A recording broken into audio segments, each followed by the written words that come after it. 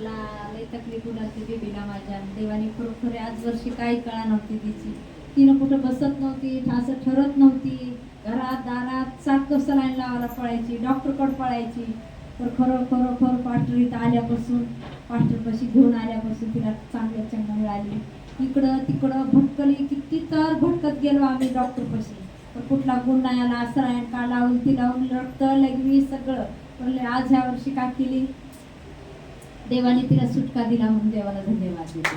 आज काय झालं, काल मी प्रार्थना केली, म्हणले प्रभू तिला चर्च देऊ दे. 3 दिवस रडत होती मी. गेल्या वर्षी मी एवढ्या घाईत होते, सगळ्यामध्ये होती तिकडं, इथं काहीच नाही आणि मला कोणच मिळणार, चर्चचं कोण नाही, काय नाही, कशाला राहू. 3 दिवस रडली. 4थ्या दिवशी मी म्हणले काय झालं ग, आज क्रिसमस आहे, मला कुठं जायला मिळणार, काय नाही. देवानं आज पैसा आहे, आज काम आहे, लेकरं चांगले झाल्यात, मी चांगलं झाले, पण मला चर्च मिळणार कुठं.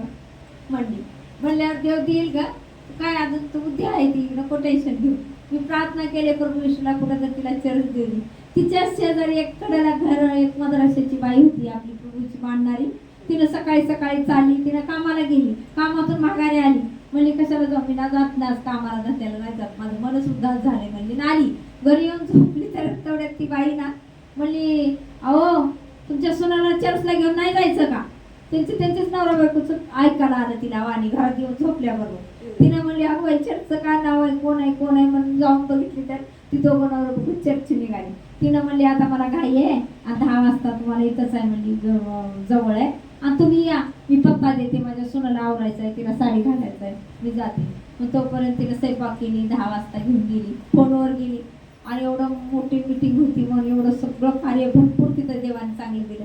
सगळं गौरव मी प्रभूला देते. तिला चर्च भेटलं तिथं म्हणून धन्यवाद देते. मला पण वर्षभर मी पण लई उलट्या जुलाब काय काय माझ्याकडून, पण पास्टर लई येत आम्हाला.